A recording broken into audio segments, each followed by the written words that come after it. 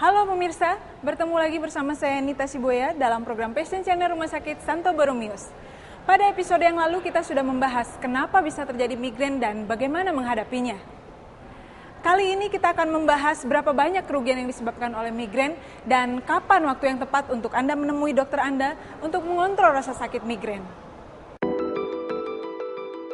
Pernahkah Anda bayangkan akan menderita nyeri kepala yang terjadi setiap waktu?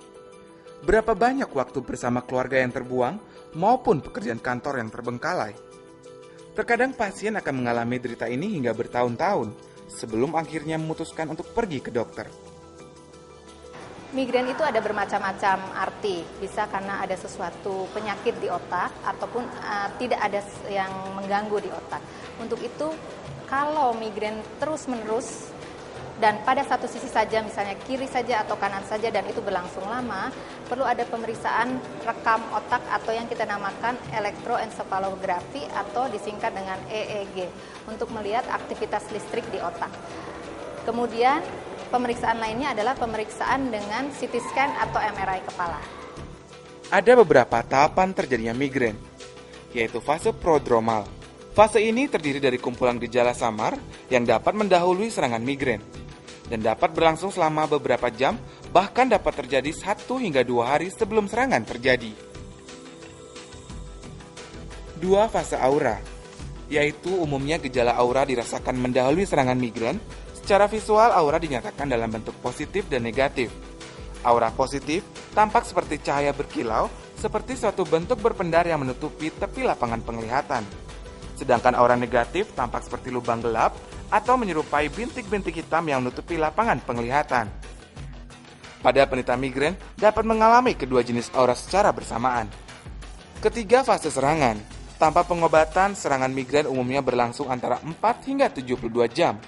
Dan keempat adalah fase postdromal, di mana pasien dapat merasa kelelahan dan perasaan seperti berkabut.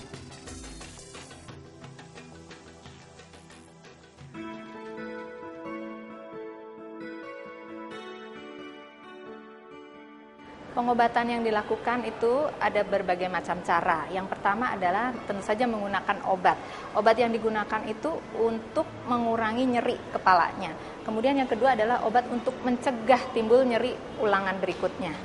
Itu yang harus kita perhatikan dan ke pasiennya tentu saja harus kontrol kepada dokter. Kemudian yang pertama dan paling penting adalah pencegahan.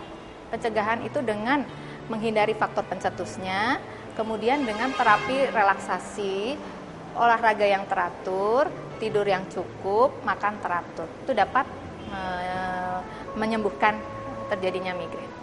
Ada satu hal yang sangat penting yang harus diingat, bahwa pemakaian obat anti nyeri yang berlebihan itu akan mengganggu sekali. Malah akan menimbulkan nyeri kepala baru karena akibat penggunaan yang obat nyeri berlebihan. Karena itu perlu konsultasi dengan dokter untuk masalah obat penghilang anti nyeri. Cara terbaik untuk mengatasi migrain adalah menghindari pencetusnya. Dengan Anda mengenali serta menghindari pencetusnya, maka Anda mengurangi jumlah serangan dan tingkat keparahan. Yang utama, lakukanlah pola dan gaya hidup yang sehat. Sekian episode migrain, sampai jumpa lagi di episode berikutnya dengan tema kesehatan lainnya.